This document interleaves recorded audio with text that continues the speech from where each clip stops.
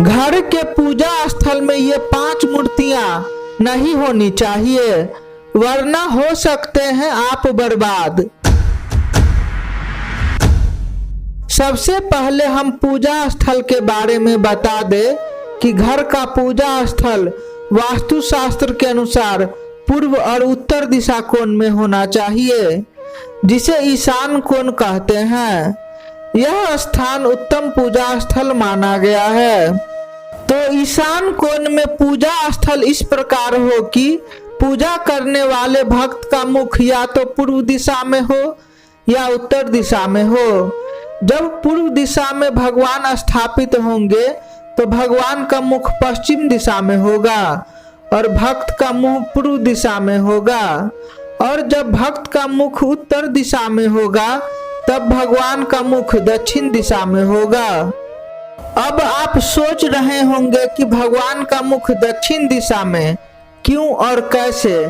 देखिए, भगवान तो अंतर्यामी है, वो तो सभी दिशाओं में विराजमान है और भगवान को किसी भी दिशा से परेशानी नहीं है। परेशानी होती है भक्त को, परेशानी होती है साधकों को। भगवान तो 10 दिशा के स्वामी हैं। दक्षिण दिशा क्या, वो तो सभी जगह में व्याप्त हैं। इस तरह आप भगवान को उत्तम दिशा में स्थापित करें और पूजा स्थल में निम्न प्रकार की मूर्तियां ना रखें।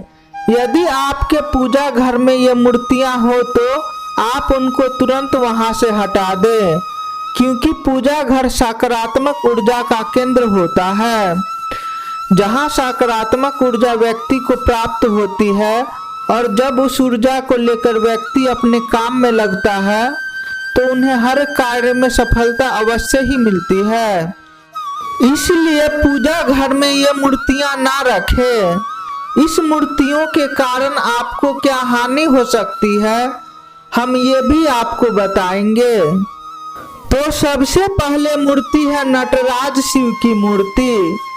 नटराज शिव का अर्थ होता है तांडव नृत्य करते हुए शिव की प्रतिमा। जब आप इस मूर्ति को अपने घर में रखेंगे तो आपके घर में भी तांडव नृत्य हो सकता है। आपके घर में भी आपस में मतभेद और लड़ाई झगड़ा हो सकता है। तो इसलिए आप नटराज शिव की प्रतिमा अपने पूजा घर में ना रखें। अगर आपके घर में नटराज शिव की मूर्ति है तो उसे तुरंत किसी मंदिर में रख दे। दूसरी मूर्ति है माँ काली। माता काली का स्वरूप विध्वंसक का स्वरूप है, जो राक्षसों का संहार करने के लिए माँ पार्वती ने माँ काली का रूप धारण किया था। और माता काली हमेशा क्रोध अवस्था में रहती है, तो माँ काली की प्रतिमा पूजा घर में नहीं होनी चाहिए, क्योंकि घर में सौम्य मूर्ति ही रखनी चाहिए। अगर क्रोध अवस्था में देवी देवताओं की मूर्ति होगी तो घर में व्यक्ति का स्वभाव क्रोधी हो सकता है और बात बात में घर में क्रोध उत्पन्न होगा। तीसरी मूर्ति है भगवान शनिदेव की। वैसे तो भगवान शनिदेव को न्याय का देवता माना जाता है, किंतु भगवान शनि को अपनी पत्नी द्वारा श्राप मिला है कि उनकी दृष्टि जिस पर पड़ेगी उसका बुरा समय आ जाएगा, उसका विनाश हो जाएगा। इसलिए आप जब भगवान शनिदेव की मूर्ति पूजा घर में रखते हैं तो उनकी दृष्टि आपके घर पर पड़ेगी, जो अशुभ का संकेत देती है। इससे आपके घर में हानि होगी। अगर आपने भगवान शनिदेव की मूर्ति घर में रखी है तो उसे तुरंत वहां से हटाकर किसी शनि मंदिर में जाकर रख दे। चौथी मूर्ति आती है भैरवनाथ की। ये भगवान शंकर के अवतार माने जाते हैं और भैरवनाथ को तंत्र का राजा माना जाता है। दुनिया में जितने भी तंत्र मंत्र की क्रियाएं होती हैं उन सबके ये स्वामी माने जाते हैं। तांत्रिक साधक ही भैरवनाथ की पूजा कर सकते हैं। आप हम भगवान भैरवनाथ की पूजा नहीं कर सकते। अगर आपके घर में भैरवनाथ की मूर्ति है तो उसे तुरंत वहां से हटाकर किसी मंदिर में रख दे। पांचवी मूर्ति आती है खड़ी माता महालक्ष्मी की। हर इंसान चाहता है कि उनके घर में देवी लक्ष्मी निवास करे।